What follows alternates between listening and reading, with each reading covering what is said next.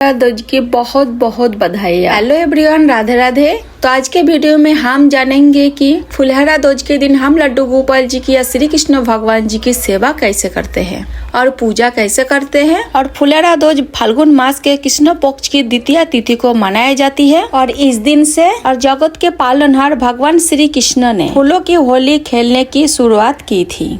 और फुलहरा दूज के दिन भगवान श्री कृष्ण और राधा रानी जी की पूजा करने की बहुत शुभ मानी जाती है। और इस दिन से मथुरा, वृंदावन, बरसाना में होली की शुरुआत होती है। कहते हैं इस दिन भगवान श्री कृष्ण ने राधा रानी के साथ फूलों की होली खेलती है, इसलिए इस दिन फुलहरा होली भी कहा जाता है। और इस बरस यानी 2025 1 मार्च को फुलहरा दूज मनाया जाएगा। फुलहरा दूज के दिन सुबह सुबह स्नान आदि करने के बाद जिस प्रकार हम लड्डू गोपाल जी को रोजाना जगाते हैं, तो उसी प्रकार हम लड्डू गोपाल जी को जगा लेंगे। उसके बाद हम दूध का भोग लगाएंगे। भोग लगाने के 10 मिनट के बाद हम लड्डू गोपाल जी को स्नान कराएंगे। तो देखिए, स्नान कराने के लिए कोई भी बर्तन ले लेंगे, तो कोई भी शुभ बर्तन ले लीजिए। उसके ऊपर हम फूल का आसन देके हम लड्डू गोपाल जी को विराजमान करेंगे। चलिए हम लोग कराते हैं लड्डू गोपाल जी को स्नान। तो आप चाहे तो पंचामृत से स्नान करा सकते हैं या आप कच्चे दूध से भी स्नान करा सकते हैं, क्योंकि ये जो दिन होते हैं, ये जो फेस्टिवल है फुलहरा दूज वाले दिन लड्डू गोपाल जी के साथ या श्री कृष्ण भगवान जी के साथ फूलों का होली खेली जाती है। साथ ही ब्रज में बहुत ही धूमधाम से यह उत्सव मनाया जाता है। भगवान श्री कृष्ण जी के लिए और हमारे प्यारी राधा रानी के लिए खास त्योहार होता है। और वृंदावन और बरसाना में भी ये त्योहार बहुत धूमधाम से मनाया जाता है। फूलों का होली खेली जाती है पूरे ब्रज में। तो देखिए, यहाँ पे हम लड्डू गोपाल जी को आज कच्चे दूध से स्नान कराएंगे। तो सबसे पहले हम जल से स्नान कराए हैं, उसके बाद हम कच्चे दूध से स्नान कराएंगे, उसके बाद फिर से हम जल से स्नान कराएंगे। और जल में थोड़ा सा आप गंगा जल मिला सकते हैं, या अगर गंगा जल नहीं है तो आप तुलसी पत्ता डाल के भी आप लड्डू गोपाल जी को स्नान करा सकते हैं। तो स्नान करने के बाद हम सॉफ्ट टॉवल से अच्छे से हम लड्डू गोपाल जी को पोंछ लेंगे। और पोंछने के बाद हम इत्र मालिश करेंगे। इत्र मालिश करने के बाद हम लड्डू गोपाल जी की सुंदर सा श्रृंगार करेंगे। और ये जो जल है, जल हमें कोई भी पौधों में डाल देंगे या तुलसी जी में भी डाल सकते हैं। देखिए, सॉफ्ट टॉवल से अच्छे से हम लड्डू गोपाल जी का अंग पसंद करेंगे। तो जो भी सुगंधित चीजें हैं हम लड्डू गोपाल जी को समर्पित करेंगे। अंग पसंद करने के बाद अगर आपके पास ऐसे इत्र है जो आप लड्डू गोपाल जी को लगा सकते हैं, जैसे लड्डू गोपाल जी को उसमें कोई नुकसान ना हो। अगर आपके पास ऐसा कोई इत्र नहीं है तो आप सिर्फ लड्डू गोपाल जी के वस्त्रों पे इस इत्र लगा सकती है। तो मेरे पास दोनों तरह के इत्र है। यहाँ पे मैं लड्डू गोपाल जी को इत्र लगा देंगे, उसके बाद हम श्रृंगार करेंगे। तो देखिए, आज मैं लड्डू गोपाल जी को रंग बिरंग का वस्त्र पहनाएंगे। तो देखिए, आप उल्हन का भी वस्त्र पहना सकते हैं। अगर आपके यहाँ ठंडा है, थोड़ा बहुत अगर सर्दी लग रहा है, तब उल्हन का ही वस्त्र लड्डू गोपाल जी को जरूर पहनाए। तो मेरे यहाँ पे ठंडा नहीं लग रहा है, तो इसीलिए मैं उल्हन का वस्त्र नहीं पहना रही हूँ। तो आपके यहाँ सर्दी नहीं लग रहा है तो आप सिंपल वस्त्र भी आप लड्डू गोपाल जी को पहना सकती है। तो देखिए, सुंदर सा श्रृंगार यहाँ पे लड्डू गोपाल जी की हो चुका है। जैसे लड्डू गोपाल ने कराया है, उनके पसंद है, उसी प्रकार से मैंने यहाँ पे लड्डू गोपाल जी को श्रृंगार करा दिया है। तो मेरे लड्डू गोपाल जी की श्रृंगार आपको कैसे लगा कमेंट करके जरूर बताना। इस दिन लड्डू गोपाल जी को मोर का पंख आप जरूर धारण करना। देखिए, मेरे लड्डू गोपाल जी यहाँ पे तैयार हो गया है। तो लड्डू गोपाल जी को अपने सिंहासन में हम विराजमान कर देंगे। बांसुरी उनके हाथ में हम दे देंगे। उसके बाद हम देसी घी का दीपक प्रज्वलित करेंगे। तो यहाँ पे हम धूप दीप प्रज्वलित कर लेंगे।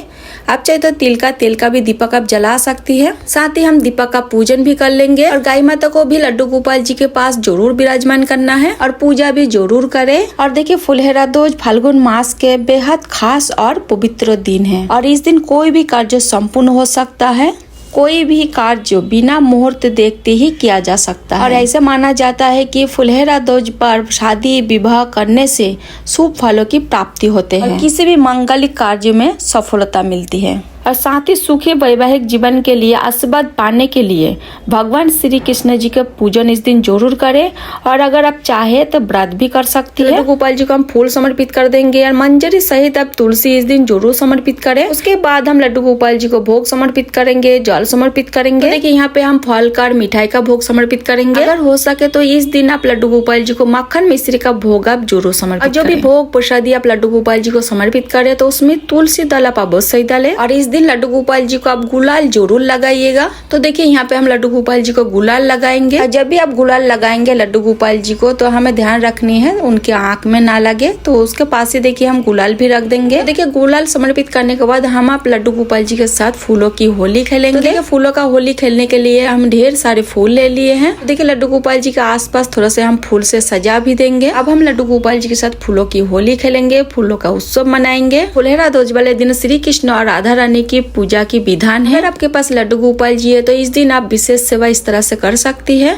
तो इस तरह से आप फुलहरा ध्वज वाले दिन लड्डू गोपाल जी के साथ फूलों का उत्सव मना सकती है। तो देखिए फुलहरा ध्वज वाले दिन बांके बिहारी मंदिर में भी इस तरह से फूलों वाली होली खेली जाती है। इसके अलावा इस दिन घर में लड्डू गोपाल जी के साथ तरह तरह के फूलों से होली खेलने का भी विधान मान्यता है कि इस दिन श्री कृष्ण ने राधा रानी के साथ वृंदावन में फूलों की होली खेली थी और इस परंपरा के पालन आज भी वृंदावन, बरसाना और मथुरा में भी धूमधाम से किया जाता है। लड्डू गोपाल जी के साथ फूलों से होली खेलने के बाद हम लड्डू गोपाल जी की अब आरती करेंगे। तो बहुत ही प्रेम पूर्वक हम यहाँ पे लड्डू गोपाल जी की आरती करेंगे। तो आरती करने के बाद हाथ जोड़कर लड्डू गोपाल जी से पूजा में रही कमी के लिए क्षमा याचना करेंगे और मेरे परिवार के मनोकामना पूर्ति के लिए लड्डू गोपाल जी से हम प्रार्थना करेंगे। तो इस तरह से बहुत ही सरल तरीके से लड्डू गोपाल जी की फुलहरा ध्वज वाले दिन आप सेवा कर सकती है, पूजन कर सकती है। इस तरह से मेरा पूजा पूर्ण हो जाएगी। तो फुलहरा ध्वज वाले के दिन लड्डू गोपाल जी को आप जल्दी जगाएं। इस दिन आप कच्चे दूध से या पंचामृत से आप स्नान करा सकते हैं।